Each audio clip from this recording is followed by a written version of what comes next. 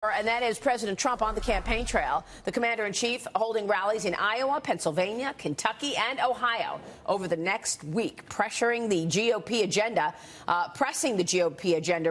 with the midterms less than a month away. And last week was the big one for the president, a trade deal with Canada, historically low unemployment, and a new Supreme Court justice in the backdrop. Joining us now is former Hillary for America senior advisor, Democratic strategist Adrienne Elrod. And here in studio is Red Apple Group principal and Manhattan Republican Party CEO, Andrea Catsimatidis. Great to see both of you. Thank you so much, ladies, for joining us. Thanks for having The president's obviously beginning on these this fight for the midterm elections, Andrea, with a good backdrop with the economy. Is that, do you think, what he's going to push forward, trying to get voters out? Oh, absolutely. Everyone always votes with the economy time and time again. And no one has been better on the economy than President Trump.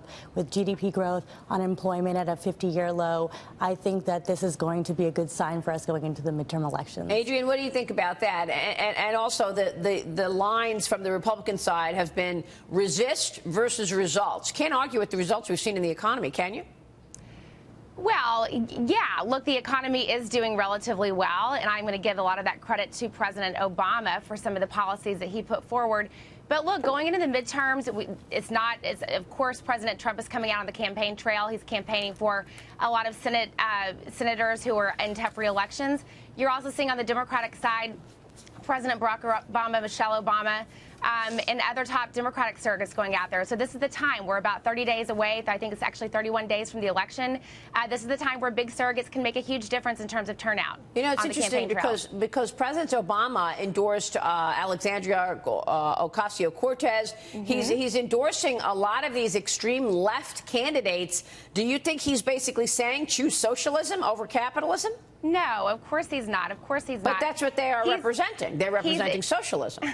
He's endorsing Democrats who we think with his endorsement will win.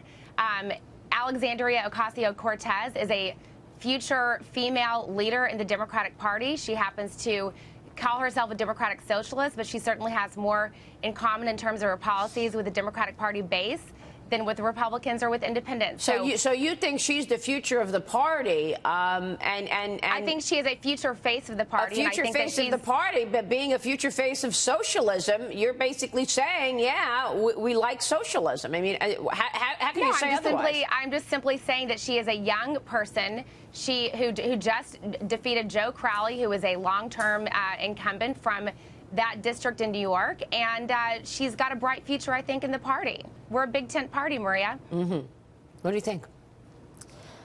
I think that I'm seeing in New York City a lot of people in the Democratic Party feel like they don't have a place to go now that they have moved so far left. And we're seeing an energized group of people in the Manhattan Republican Party, and it's really exciting for our candidates. Yeah, that's what I mean. You say, Adrienne, it's a big tent, but, you know, a lot of my friends who are moderate Democrats basically say, I don't even recognize this party anymore, and unfortunately, I'm not going to be able to vote for this because it's socialism, so I will reluctantly vote for Donald Trump in 2020 and Republicans in the midterms.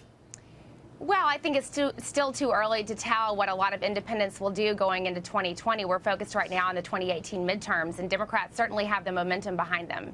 Meanwhile, you've got a big celebrity endorsement, singer Taylor Swift, breaking her silence, Andrea, about politics, saying that she's backing Tennessee Democratic Senate candidate Phil Bredesen over GOP candidate Congresswoman Marsha Blackburn, writing in an Instagram post this: as much as I have in the past and would like to continue voting for women in office, I cannot support Marsha Blackburn for a voting record in Congress. It appalls and terrifies me. What effect do you think these celebrity endorsements like Swift will have on the midterms? What do you think?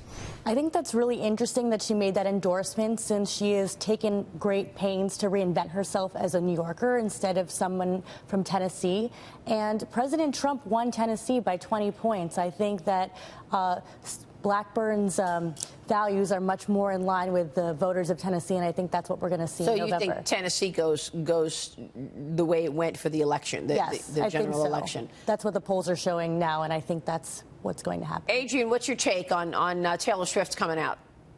Well, I think in places like Tennessee, she can be very effective, especially in terms of getting young millennial women to turn out in the midterms, which historically that specific sector of the voters has not always turned out, especially in midterm elections. So she's from Tennessee. She's got strong roots there.